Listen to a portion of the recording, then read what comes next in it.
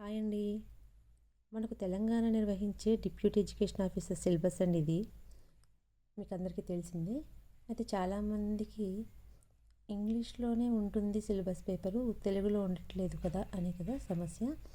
నా దగ్గర తెలుగు వర్షన్ కూడా ఉందండి. ఇది చూడండి, దీనిలో మనకి 2 పార్ట్స్ పేపర్స్ ఉన్నాయి. ఒకటి పేపర్ 1, ఒకటి పేపర్ 2. పేపర్ 1కి వచ్చేసి 150 మార్కులు, పేపర్ 2కి వచ్చేసి అందులో మళ్ళీ 2 భాగాలు ఉన్నాయి. Paper part A, part B. ఇది ఎడ్యుకేషన్ పేపర్ సంబంధించిందండి. పేపర్ 2. పేపర్ 1 వచ్చేసేసి జిఎస్, మీకు తెలిసిందే కదా. జిఎస్ అంటేను జనరల్ సైన్స్. అలాగే పేపర్ 2కి వచ్చేసేసి మీకు నేను ఇంకా దగ్గరగా పెట్టి చూపిస్తున్నాను మీకు. పేపర్ 2లో చూడండి, పార్ట్ ఏ, పార్ట్ బి అంటే భాగం ఏ, భాగం బి అని ఉంది కదా మీకు. ఇది మొత్తం కూడా పేపర్ 2 కూడా ఎడ్యుకేషన్కి సంబంధించింది. అయితే పేపర్ ఏలో మీకు 75 క్వశ్చన్స్కి 150 మార్కులు, పేపర్ బిలో 75 క్వశ్చన్స్కి 150 మార్కులు ఉన్నాయి. దీనిలో 150 మార్కులు, ఫస్ట్ పేపర్కి వచ్చేసి 150 మార్కులు, సెకండ్ పేపర్కి వచ్చేసి 150 అంటే మొత్తము 300. పేపర్ 2కి 300 మార్క్స్, పేపర్ 1కి 150 మార్క్స్, అంటే మొత్తం కలిపి 450 మార్క్స్ ఉందన్నమాట మీకు. అయితే పేపర్ 2లో మీకు వచ్చేసేసి 150 మినిట్స్ మాత్రమే ఉంటుంది. ఓకేనండి, రైట్.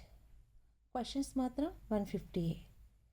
మార్క్స్ 75 అంటే 150 మార్క్స్ ఇస్తారన్నమాట మీకు. ఓకేనండి, ఇది అర్థమైంది నన్ను అందరికీను. తర్వాత నేను మీకు ఈ సిలబస్ని తెలుగులోనే వివరిస్తాను, ఒకసారి వినండి. ఇది విన్నాక దీనిలోని మనకి సైకాలజీకి సంబంధించి, స్కూల్ మేనేజ్మెంట్కి సంబంధించి కూడా ఉన్నది. నేను మాట్లాడేది పేపర్ 2 గురించి అండి. జిఎస్ పేపర్ గురించి నేను మాట్లాడటం లేదు. నేను పేపర్ 2 గురించే మాట్లాడతాను, ఎడ్యుకేషన్ పేపర్ గురించి. అందరూ ఒకసారి క్షుణ్ణంగా చూడండి. ఇదంతా పేపర్ 1కి రిలేటెడ్ అండి. చూడండి, general studies and general abilities. దీనిలో మనకి సమకాలీన విషయాలు, కరెంట్ అఫైర్స్, అలాగే అంతర్జాతీయ సంబంధాలు మరియు సంఘటనలు, అది మీకు తెలిసిందే. అది కూడా current affairs related to international. ఫస్ట్ది నేషనల్. ఓకే, నెక్స్ట్ సాధారణ విజ్ఞానము అంటే సైన్స్ అండ్ టెక్నాలజీలో మనకి ఎలాంటి విజయాలు చేసాము, మనము ఎలాంటి రాకెట్స్ని స్పేస్లోకి పంపాము, ఎలాంటివి చేసుకొచ్చాము ఇప్పటి వరకు అనేది ఇక్కడ. ఓకే, పర్యావరణ సమస్యలు, ఎన్వైరన్మెంట్లో మనకి ఎలాంటి ఇష్యూస్ ఉన్నాయో ఒకసారి చూసుకోవటం అన్నమాట. విపత్తు నిర్వహణ, నివారణ మరియు ఉపశమన వ్యూహాలు. నెక్స్ట్ 5th బిట్లోని భారతదేశం మరియు తెలంగాణ యొక్క ఆర్థిక మరియు సామాజిక అభివృద్ధి. భారతదేశంలోని, అది కూడా మన భారతదేశంలోని, అలాగే మన తెలంగాణ యొక్క ఆర్థిక విషయాలు. అంటే ఆర్థికంగా మనం ఎలా ఉన్నాము, జీడిపి ఎలా ఉంది, మన ఆర్థికంగా మనం ఎంతవరకు వెనుకబడి ఉన్నాము, ఎంతవరకు ముందుకున్నాము అనేది, సామాజికంగా సోషలైజేషన్ ఎలా ఉంది మనది, అభివృద్ధి అనేది కూడా మనల్ని అడుగుతారన్నమాట క్వశ్చన్స్. నెక్స్ట్ భారతదేశ భౌతిక, సామాజిక మరియు ఆర్థిక భూగోళ శాస్త్రం. భారతదేశానికి సంబంధించి మనం నేర్చుకున్నాం కదా చిన్నప్పుడు, ఏంటి సోషల్ స్టడీస్ నేర్చుకున్నాం కదా, గుర్తుంటుంది కదా అందరికీను. 10th క్లాస్ వరకు కూడా నేర్చుకుని ఉంటాం మనం సోషల్ స్టడీస్. దాంట్లో మనకు తెలిసిందే కదండి, ఏముంటాయి, జియోగ్రఫీ, ఎకనామిక్స్, సివిక్స్, ఇవే కదా. వాటి గురించి కూడా అడుగుతాడని అర్థమవుతుంది ఇక్కడ. తెలంగాణ యొక్క భౌతిక, సామాజిక, ఆర్థిక భూగోళ శాస్త్రం మరియు జనాభా వివరాలు. అంటే సేమ్ యాజ్ తెలంగాణ యొక్క ఫిజికల్గాను అండ్ అది జాగ్రఫికల్గాను. భౌతిక మీన్స్ జాగ్రఫికల్గాను, సామాజిక సోషలైజేషన్ గాను, ఆర్థికంగాను ఎకనామికల్గాను, భూగోళ శాస్త్రం అంటే జాగ్రఫీ మరియు జనాభా వివరాలు. ఇలా అన్నీ కూడా మనకి వివరంగా క్వశ్చన్స్ వేస్తారన్నమాట. సో డెప్త్గానే వేయచ్చు దీంట్లోని. మనకి తెలంగాణ, మీరు ఎక్కడైనా చూడండి ఒక్కసారి, తెలంగాణ మీద ఎక్కువగా క్వశ్చన్స్ వస్తాయని నా ఉద్దేశం. చూడండి, తెలంగాణ యొక్క ఆర్థిక మరియు సామాజిక అభివృద్ధి అని 5th చూపిస్తున్నాడు. అలాగే కింద కూడా చూడండి, 7th దాంట్లో కూడా తెలంగాణ యొక్క భౌతిక, సామాజిక, ఆర్థిక, భూగోళ మరియు జనాభా వివరాలను అడుగుతున్నాడు. ఓకేనా, వీటి మీద ఎక్కువగా క్వశ్చన్స్ వచ్చే అవకాశం ఉంది. మీరు ఫోకస్ పెట్టండి. భారత జాతీయ ఉద్యమంపై ప్రత్యేక దృష్టితో ఆధునిక భారతదేశ సామాజిక, ఆర్థిక, రాజకీయ మరియు సాంస్కృతిక చరిత్ర రిలేటెడ్ టు హిస్టరీ అన్నమాట. తెలంగాణ రాష్ట్ర సాధన ఉద్యమం మరియు తెలంగాణ రాష్ట్ర ఏర్పాటు ప్రత్యేక దృష్టితో తెలంగాణ యొక్క సామాజిక, ఆర్థిక, రాజకీయ మరియు సాంస్కృతిక చరిత్ర. అంటే ఇక్కడ మీకు చూడండి, 5th ఏమడిగాడు, భారతదేశము మరియు తెలంగాణ యొక్క ఆర్థిక మరియు సామాజిక అభివృద్ధిని అడిగాడు. ఇక్కడ 7th ఏమడుగుతున్నాడు, తెలంగాణ యొక్క భౌతిక, సామాజిక, ఆర్థిక, భూగోళ మరియు జనాభా వివరాలు అడిగాడు. అంటే ఇక్కడ జనాభా వివరాలతో సహా అన్ని వివరాలు మనకి టెంపరీగా కరెంట్ అఫైర్స్లో వాటి బిట్స్ని రిలేటెడ్ చేసుకుంటూ చదవండి.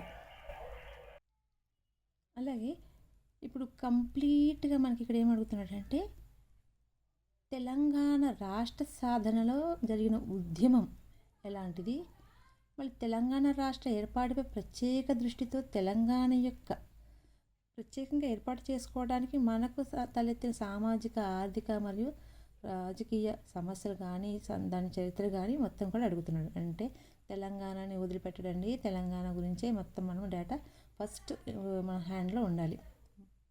ఓకేనండి. నెక్స్ట్ అలాగే మన ఇండియన్ కాన్స్టిట్యూషన్, భారత రాజ్యాంగం, భారత రాజకీయ వ్యవస్థ, పరిపాలన మరియు ప్రజా విధానం 10th. అది అర్థమైంది కదా. 11th సామాజిక బహిష్కరణ, లింగ, కుల, తెగ, వైకల్యం మొదలైన హక్కులు, సమస్యలు మరియు సమ్మిళిత విధానాలు. అంటే సామాజికంగా చాలా బహిష్కరణతో ఇబ్బందులు పడ్డారు చాలామంది. అది లింగ వివక్షత ఉంది మన దగ్గర, కుల వివక్షత ఉంది, తెగ, వైకల్యం అంటే హ్యాండిక్యాప్స్ అని కానీ వాళ్ళని మనం కొంచెం తక్కువగానే చూడటం, ఇలా కొన్ని మన దగ్గర జరిగినాయి. సో ఇలాంటివి కూడా వాటికి సంబంధించిన హక్కులు ఎలాగున్నాయి, ఆ హక్కులతో పాటు సమస్యలు కూడా ఉన్నాయి కదా, అలాంటివన్నీ కూడా మనల్ని క్వశ్చన్ చేసే విధానం ఉన్నది, గమనించండి. తెలంగాణ సమాజం చూసారా, 5th, 7th and 9th. Okay, focus చేయండి నాతో పాటుగా. 12th తెలంగాణ సమాజం గురించి అడుగుతున్నాడు ఇక్కడ. మళ్ళీ తెలంగాణని ఎక్కడా వదిలిపెట్టలేదు మన జిఎస్ పేపర్లోని. సో తెలంగాణని జాగ్రత్తగా పట్టుకున్నాడు. సో మనం కూడా అలాగే పట్టుకుని మార్కులు సంపాదించాలని నా కోరిక. తెలంగాణ సమాజం, సంస్కృతి, వారసత్వం, కళలు మరియు సాహిత్యం. అర్థమైంది కదండి. ఇంకా దాన్ని వివరంగా చెప్పనవసరం లేదు, మీ అందరికీ తెలిసిందే. తెలంగాణ రాష్ట్ర విధానాలు. ఓకేనా. నెక్స్ట్ తార్కిక వివేచన. తార్కిక వివేచన అంటే లాజికల్, విశ్లేషణాత్మక సామర్థ్యం మరియు దత్తాంశ విశ్లేషణ. నెక్స్ట్ ప్రాథమిక ఆంగ్లం. ఈ ఆంగ్లంకి సంబంధించి ఏమైనా మీకు వీడియోస్ కావాలన్నా, ఏదైనా దానికి సంబంధించిన మీకు written notes, hand written notes కావాలన్నా పీడిఎఫ్స్ అవైలబిలిటీ నా దగ్గర ఉందండి, గమనించండి. నెక్స్ట్ పేపర్ 2లోని part A, basic foundations of education.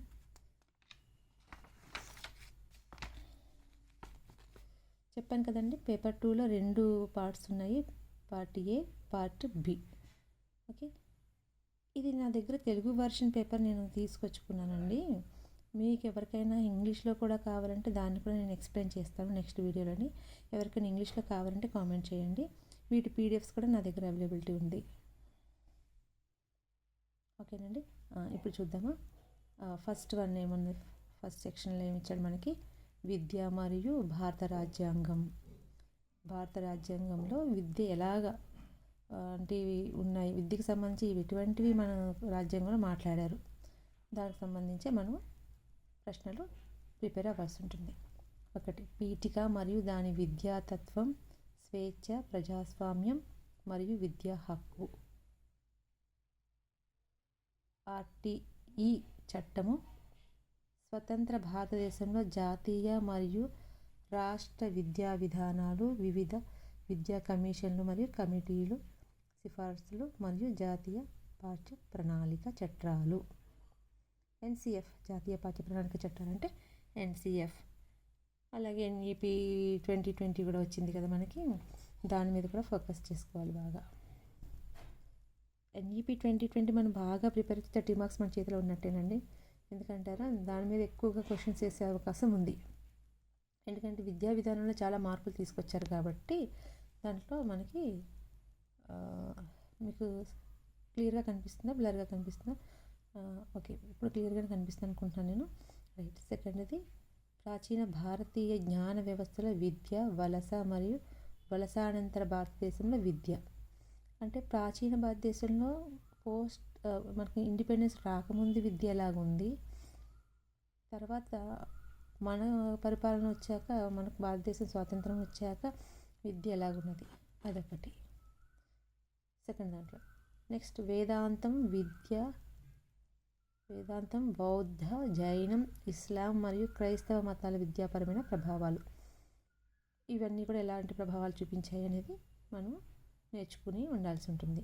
ఇదంతా కూడా పర్స్పెక్టివ్స్ ఇన్ ఎడ్యుకేషన్ అనే ఒక సబ్జెక్ట్ ఉంది కదా మనకి ఎడ్యుకేషన్లోని, దానికి రిలేటెడ్గా ఇచ్చిన క్వశ్చన్స్ మాట అండి ఇవి. ఈ సెకండ్ సెక్షన్లో మీరు మొత్తం కూడా పర్స్పెక్టివ్స్ ఇన్ ఎడ్యుకేషన్ బుక్ ఎవరి దగ్గర ఉంటే చదవండి. లేదు అంటే మీకు అవైలబిలిటీగా లేదు ఆ బుక్ అంటే కనుక నాకు మెసేజ్ చేయండి డిఎంలోని, నేను మీకు పీడిఎఫ్స్ని అందించగలుగుతాను. బట్ పీడిఎఫ్కి కొంచెం కాస్ట్ పడుతుందండి, ఎందుకంటే నేను కూడా టైం స్పెండ్ చేయాల్సి ఉంటుంది కదా. సో పీడిఎఫ్కి కొంచెం కాస్ట్ ఉంటుంది. మీకు అఫోర్డబుల్గా ఉండే కాస్టే నేను పెడుతున్నాను. సో మీకు అవసరమైతే దాన్ని మీరు మెసేజ్ చేయండి. ఓకే అండి. ఇదంతా కూడా పర్స్పెక్టివ్స్ ఇన్ ఎడ్యుకేషన్.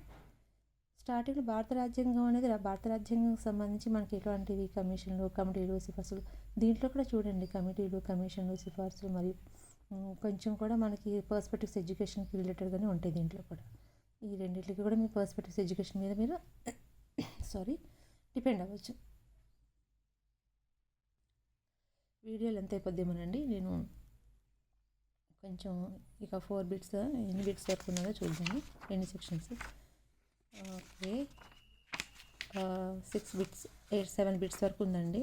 7 సెక్షన్స్ ఉన్నాయి ఇందులో మొత్తం కూడా మనకి. ఇప్పుడు మనము సెకండ్ సెక్షన్ వరకు మనము తెలుసుకున్నాం కదా. ఇక్కడ చూడండి, రైట్ కదండి. నెక్స్ట్ థర్డ్ వన్ ఏముందంటే, థర్డ్ సెక్షన్లోని విద్య యొక్క జ్ఞాన మీమాంస పునాదులు, నాలెడ్జ్కి రిలేటెడ్గా పిల్లల్లో మనసు, హేతు అంటే రీజన్, తర్కం అంటే లాజికల్, అవి ఆలోచన, ఎలాంటి లాజికల్గా ఆలోచిస్తున్నారు పిల్లలు, రీజన్స్ ఏంటి, పిల్లల్లో మనసు, ఇవన్నీ కూడా మనల్ని క్వశ్చన్ చేసే అవకాశం ఉంది.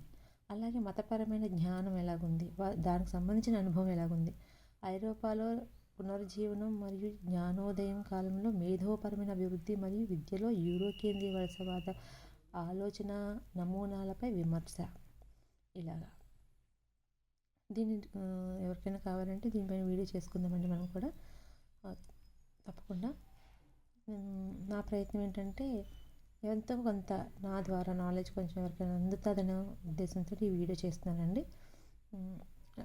డిప్యూటీ ఎడ్యుకేషన్ ఆఫీసర్స్కి ప్రిపేర్ అయ్యేలా సరే, డైట్ లెక్చర్స్కి ప్రిపేర్ అయినా సరే, ఎవరైనా సరే నా దగ్గర మెటీరియల్ అయితే అవైలబిలిటీ ఉందండి.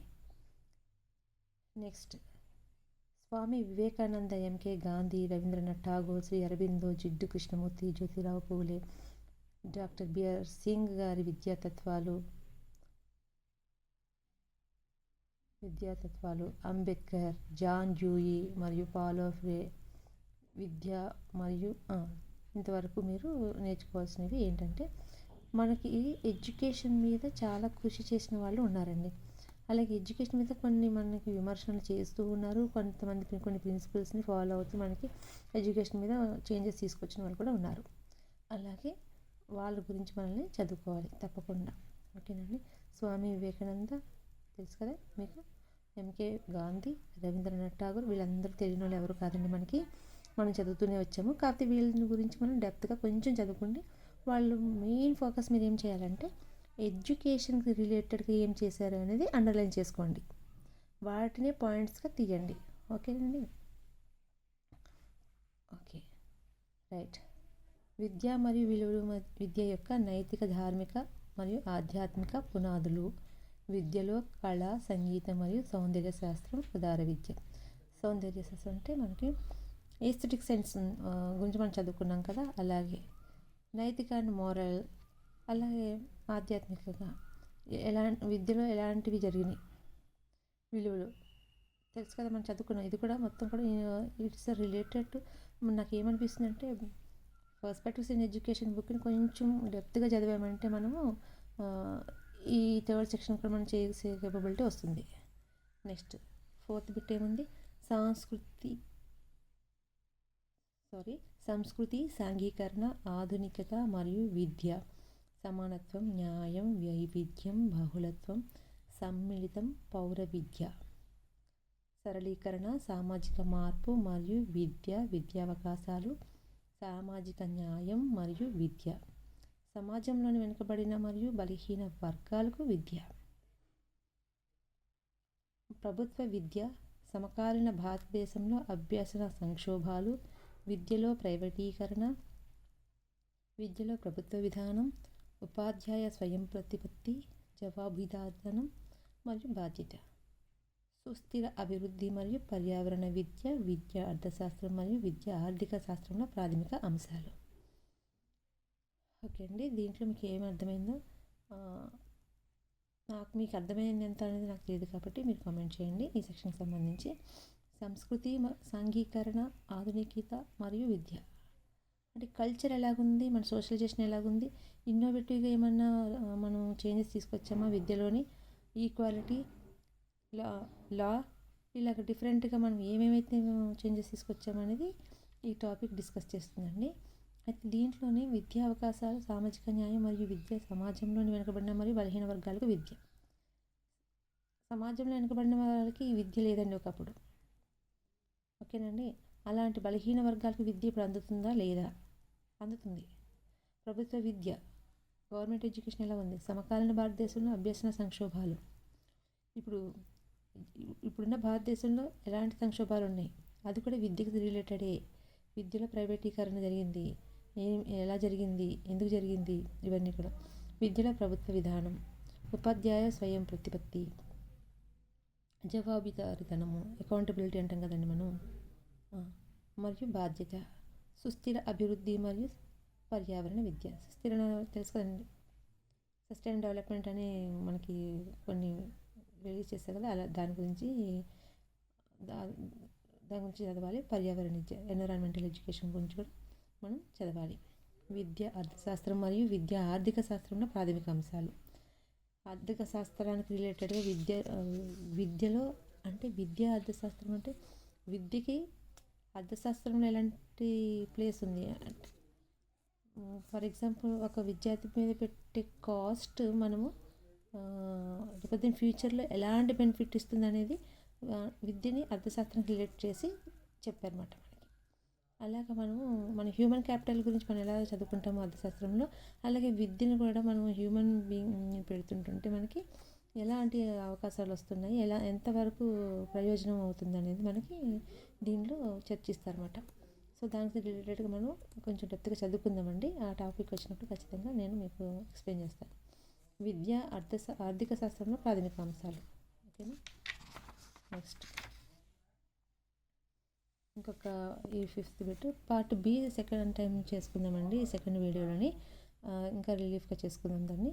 ఇక్కడ చూడండి 5th బిట్లో ఏమని చూడండి. 5th సెక్షన్లోని పిల్లలను మరియు వారి సాంస్కృతిక వ్యక్తిగత భేదాలను అర్థం చేసుకోవడం. పెరుగుదల మరియు అభివృద్ధి, శైశవం నుండి వృద్ధాప్యం వరకు.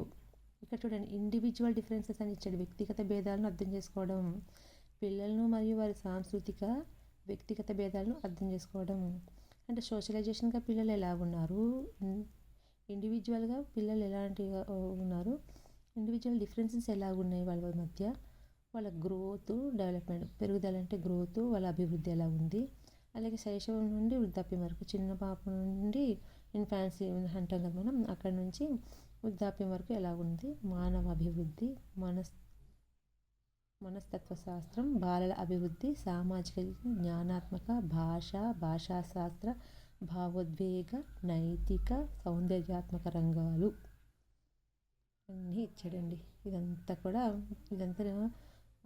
ప్రేరణ, మోటివేషన్, అభ్యసనం మరియు అభివృద్ధి, వ్యక్తిత్వం మరియు స్వీయ అవగాహన, జ్ఞాపక శక్తి, జ్ఞానం, సృజనాత్మకత మరియు తెలివితేటలు, ఇంద్రియ, శారీరక, సామాజిక, భావోద్వేగం మరియు మానసిక సవాళ్ళతో సహా అసాధారణ పిల్లలు మరియు వైకల్యాలు ఉన్న పిల్లలు అవసరాలను తీర్చడం మరియు వారికి విద్యను అందించడం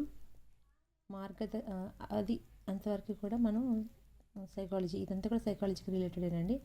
మార్గదర్శకత్వం, కౌన్సిలింగ్ మరియు మెంటరింగ్ యొక్క సూత్రాలు మరియు శైలులు, బాల్యదశ, సంరక్షణ మరియు విద్య. ఇదంతా కూడా మీకు ఏమనిపిస్తుంది? ఇవన్నీ వింటుంటే ఇవన్నీ ఎక్కడో విన్నట్టుగా అనిపిస్తుందా? ఆల్రెడీ మనం చదివినట్టుగా అనిపిస్తుందా? చాలామందికి ఆల్రెడీ చదివినట్టుగా అనిపిస్తుందండి. ఎందుకంటే చాలా కాంపిటేటివ్ ఎగ్జామ్స్ మనం ప్రిపేర్ అయిపోయాం. టెట్లో కానీ, ఓకేనండి, ఇంకా హాస్టల్ వెల్ఫేర్ ఆఫీసర్స్కి కానీ మనం ప్రిపేర్ అయ్యే ఉంటాం ఈ సైకాలజీ. అలాగే ఫిలాసఫీ, ఎడ్యుకేషనల్ రిలేటెడ్ అవి మనం ఫిలాసఫీకి సంబంధించి కూడా చదివి ఉంటాం కదా. అవి కూడా మనకి పేపర్ 1లోనే మనకి ఎడ్యుకేషనల్ పర్స్పెక్టివ్స్ అయిన ఎడ్యుకేషన్ ఉంది కదా, దాంట్లోనే కవర్ అయిపోతుంది. ఈ సైకాలజీకి ప్రిపేర్ అవ్వండి, ఓకేనా? సైకాలజీ సబ్జెక్ట్ని ప్రిపేర్ అవ్వండి. నెక్స్ట్, ఇప్పుడు బోధనా ప్రక్రియ, బోధన అభ్యసన పద్ధతులు ఎలా మనం టీచ్ చేయాలి. ఇక్కడంతా పిల్లవాడు గురించి, ఇదంతా కూడా ఒక పిల్లవాడు గురించి మొత్తం కూడా ఎడ్యుకేషన్ రిలేటెడ్గా ఏముంది, మనం ఎలా చేయాలి అనేది ఉంది ఇక్కడ. ఇప్పుడు మనము టీచింగ్ ఎలా చేయాలి అనేది ఇందులో ఉంటుందన్నమాట. ఓకేనా? బోధన ప్రక్రియ, బోధన అభ్యసన పద్ధతులు, విద్యలో వినూత్న అభ్యాసాలు, జ్ఞాన విభాగాలు, పాఠ్య ప్రణాళిక ప్రక్రియలు మరియు జ్ఞాన వ్యవస్థీకరణ, నైపుణ్యాభివృద్ధి మరియు వృత్తి విద్య, విద్యలో కొలత, అంచనా మరియు మూల్యాంకనం, పిల్లలు మరియు ఉపాధ్యాయుల పనితీరు యొక్క మూల్యాంకనం మరియు అంచనా, మరియు విద్యలో నాణ్యత యొక్క మూల్యాంకనం, విద్యా పరిశోధనలో తార్కిక మరియు గణాంక విశ్లేషణ. పరిశోధన అంటే తెలుసు కదండి మీకు, రీసెర్చ్. దాంట్లో లాజికల్గా ఎలాగుంది, స్టాటిస్టికల్గా ఎలాగుంది అనేది విశ్లేషణ చేయాలన్నమాట మనం. ఓకే, స్టాటిస్టికల్ విశ్లేషన్స్ అంటే తెలుసు కదా మీకు. లిటరల్గా మనం స్టాటిస్టిక్స్ నేర్చుకున్నాం కదా, అవన్నీ కూడా ఇందులో మీన్, మీడియం, మోడ్ అనేవి మనం నేర్చుకున్నాం కదా స్టాటిస్టిక్స్, అవే ఉంటుంది. ఇది అంతా కూడా ఎప్పుడు వస్తుంది స్టాటిస్టిక్స్ అంటే మనం రీసెర్చ్ రిలేటెడ్గా ఏదైతే చదువుతున్నామో ఆ టాపిక్లోనే ఈ గణాంక విశ్లేషణ అనేది కూడా ఉంటుందండి. అది కూడా ప్రిపేర్ అవ్వాలి. ఇది వెరీ వెరీ ఇంపార్టెంట్ టాపిక్. అవి పిల్లల్లో విమర్శనాత్మక ఆలోచన మరియు సృజనాత్మక ఊహ. పిల్లల్లో ఎలాంటి విమర్శనాత్మక ఆలోచన వస్తుంది, ఇంకా క్రియేటివిటీగా ఎలా ఊహించగలుగుతున్నారు అనేది మనం దీంట్లో చదువుకుంటాం. నెక్స్ట్, మార్గదర్శకత్వం, గైడింగ్, కౌన్సిలింగ్, మెంటరింగ్ యొక్క సూత్రాలు, శైలులు, విద్యలో ఐసీటీ అర్థమైంది కదండి. విద్యలో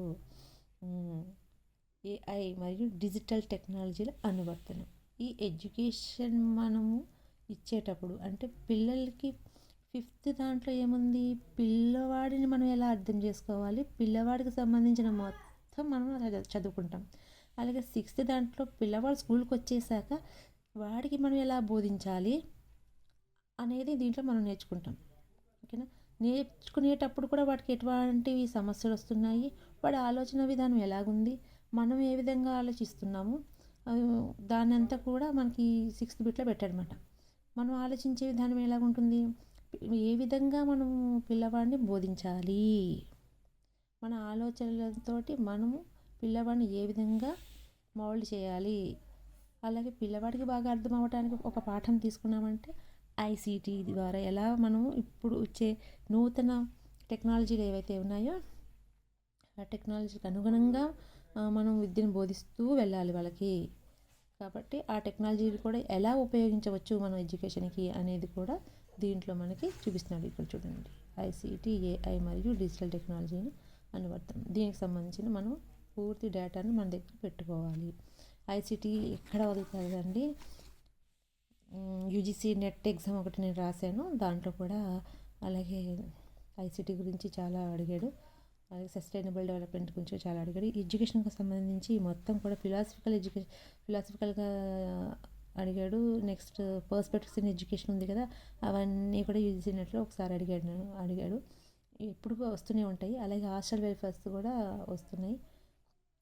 ఇవన్నీ కూడా మన దగ్గర స్టాండర్డ్గా ఉండాల్సిన నాలెడ్జ్ మాట. ఇదంతా కూడా స్టాండర్డ్గా ఉండాలి. ఎవరైతే కాంపిటేటివ్ ఎగ్జామ్స్కి ప్రిపేర్ అవుతున్నారో వాళ్ళకి ఈ నాలెడ్జ్ అనేది స్టాండర్డ్గా మనం పెట్టేసుకోవాలన్నమాట. మనం చిన్నప్పటి నుంచి జీకే కొన్ని స్టాండర్డ్గా ఎలా పెట్టుకుంటున్నామో, ఎవరైనా మనం క్వశ్చన్ చేస్తే ఇదని మనం ఎలా చెప్పేస్తామో, అలాగే ఎడ్యుకేషన్కి సంబంధించి కాంపిటేటివ్ ఎగ్జామ్స్కి ఎవరైతే ప్రిపేర్ అవుతున్నారో మన జేబులో ఖచ్చితంగా కొన్ని కాన్సెప్ట్స్ పెట్టుకోవాలండి. అదేనా? ఓకే అండి. దీని గురించి డెప్త్గా మనం రీడింగ్ చేద్దాం తర్వాత. నెక్స్ట్ మాతృభాష బహుభాషావాదం తెలుసు కదా, రీజనల్ లాంగ్వేజ్ మరియు మాతృభాష బహుభాషావాదం మరియు భాషా విధానం, వయోజన అనాధికారిక మరియు జీవితకాల విద్యలో మీడియా మరియు కమ్యూనికేషన్, ఆరోగ్యం, యోగా మరియు శారీరక విద్య, జాతీయ సమైక్యత, అంతర్జాతీయ అవగాహన కోసం విద్య. తెలిసిందే కదా.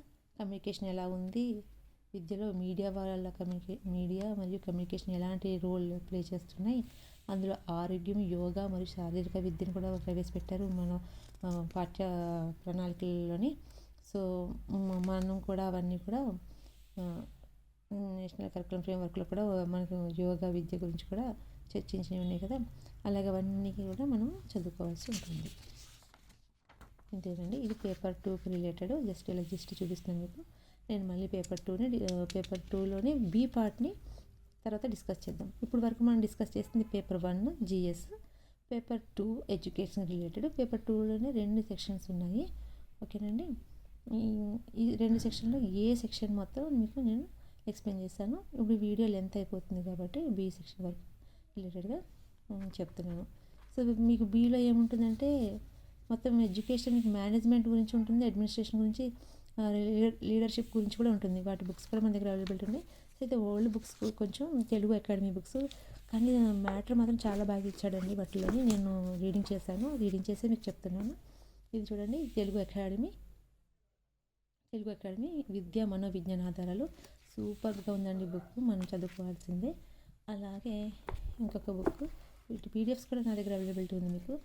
కాకపోతే కొంచెం కాస్ట్ పడుతుందండి, నేను కూడా మరి టైం స్పెండ్ చేయాల్సి వస్తుంది కదా. అలాగే ఇది చూడండి, బిఎడ్ పాఠశాల వ్యవస్థాపన నిర్వహణ. ఇప్పుడే కదా నేర్చుకున్నాం మనము. మేనేజ్మెంట్ ఉంది, ఆర్గనైజేషన్ ఎలా ఉంటుంది, ఇదంతా కూడా. ఇది కూడా చూడండి, పాఠశాల సంస్కృతి నాయకత్వం పాఠశాల సంస్కృతి నాయకత్వం ఉపాధ్యాయ అభివృద్ధి.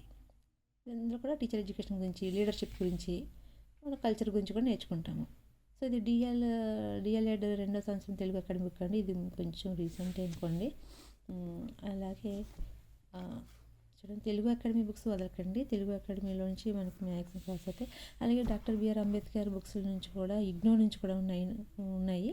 అయితే ఈ ఇగ్నోవి మాత్రం నా దగ్గర అవైలబిలిటీ ఉంది, కానీ డాక్టర్ బిఆర్ అంబేద్కర్వి నా దగ్గర అవైలబిలిటీ లేదు. వాటి పీడిఎఫ్స్ని కూడా నేను ఏదో ఒక రకంగా, అంటే అవి కూడా ఓల్డేనండి.